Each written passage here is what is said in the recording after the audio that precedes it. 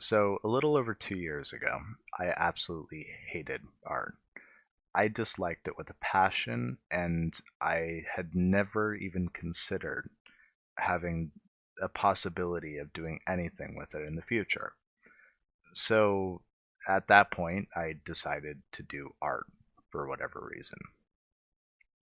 I took the thing that I was the absolute worst at the time, and I decided to try it. I decided to focus on it until I could at least say, I'm not the worst at art. Because at the time, I was far behind even the people who just doodled in class.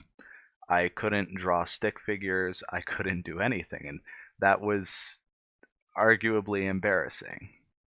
So I began drawing digitally using a mouse and using a keyboard.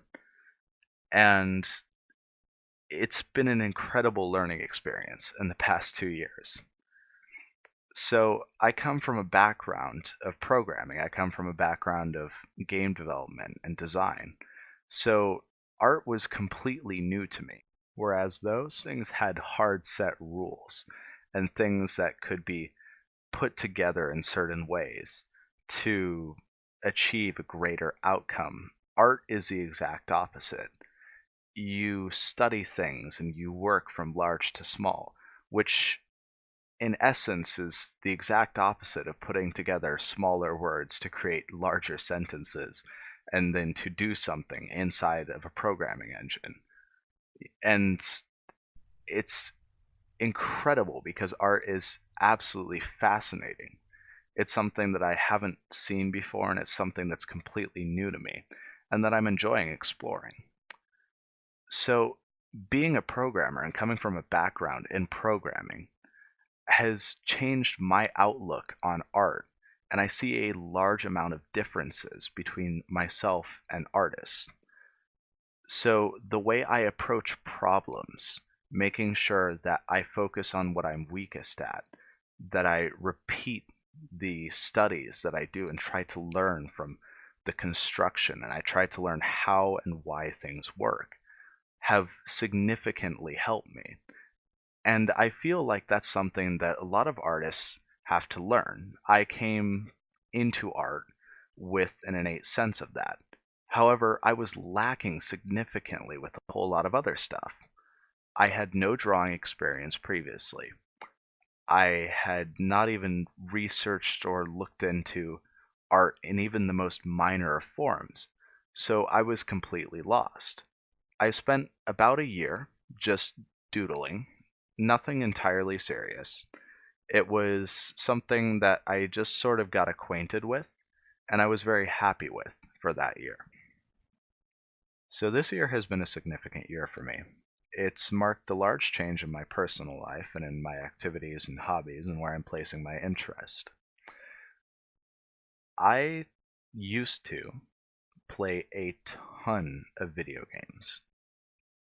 Absolutely love video games, and I still do. And while video games are great, it's not something that you should have to focus on as much. While I had been doing art a little bit more seriously, I had taken a step back and I had realized that I wasn't actually progressing into anything as far as a career. Now, I had been in school for a single semester, and due to complicated personal reasons, I had to drop out. But I was not in school at the time. I was working, and I was working a lot, but that really doesn't get you anywhere. I had no genuine career path, and I had nothing that I was working towards. And the biggest and most important thing in my life at the time was video games. It's what I did every single day. And while I would work on art and I would be a little bit more serious about art, I had focused on video games 4, 5 hours a day. I would wake up, and if I didn't have work, I'd play games all day with my friends. If I had work, I would go to work, get off, play video games, draw, go to sleep. But I would play for a significant amount of time, and it was something that I had not necessarily realized the intention behind it. And when I looked into it after realizing how much I played video games and how much it sort of dominated my life, I realized that the personal answer to the question of why I played video games was I was simply entertaining myself to death. I had sort of focused on video games as like a way of passing and wasting time in the hopes that as long as I'm working, as long as I'm making enough to survive, I will be happy off of the adrenaline rush that comes from playing video games, and I will be happy off of that very, very temporary amount of happiness that you'll get from winning a game or and I took it very seriously. I was very competitive and it's something that was very, very unfun for me at times. So I had made a marketable shift, in my opinion, on that. I had stopped playing the majority of video games in order to focus on art. And that has been a very, very good change in my life. When it comes to my own personal development, it's helped me significantly. It's been something that has been a very good motivating theme for me. And it's allowed me to reprioritize my life. And not only that, but work on drawing and work on art a whole hell of a lot more. I am drawing more than I ever have a couple of years ago. And the reason why is simply because I had made that change to not entertain myself to death. And I hope that if any of you who are watching this feel the same way, that perhaps I shed some light on something you kind of already knew.